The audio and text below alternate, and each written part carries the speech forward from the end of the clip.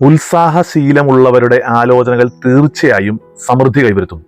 തിടുക്കം കൂട്ടുന്നവർ ദുർഭിക്ഷത്തിലെത്തുകയുള്ളൂ.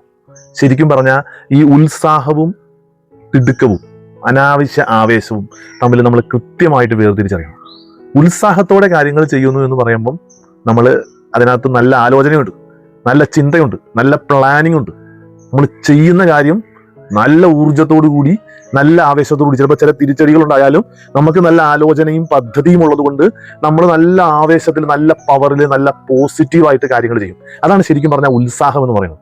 പക്ഷെ ചില ആവേശങ്ങളുണ്ട്, ചില തിടുക്കങ്ങൾ എന്ന് പറഞ്ഞാൽ എന്താണെന്നറിയാമോ? എടാ, ഇപ്പം ബൺ മസ്കയുടെ കാലമാണ്, അത് തുടങ്ങിയ ഭയങ്കര വിജയമാണ്. ഇപ്പോൾ ആ സാധനത്തിന്റെ കാര്യമാണ്, ഒന്ന് ചാടി അങ്ങോട്ട് വിണയ്ക്കുകയാണ്.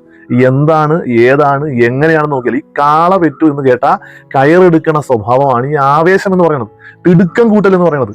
അതിനെ ഉത്സാഹമായിട്ട് തെറ്റിദ്ധരിക്കരുതും. ഭയങ്കര ഉത്സാഹമുള്ള ആളാണെന്ന് നമ്മൾ അയാളെ കുറിച്ച് പറയുകയും ചെയ്യും. ഉത്സാഹത്തിന്റെ പുറകില് ആലോചനയുണ്ട്, കൃത്യമായ പ്ലാനിങ് ഉണ്ട്, പദ്ധതിയുണ്ട്.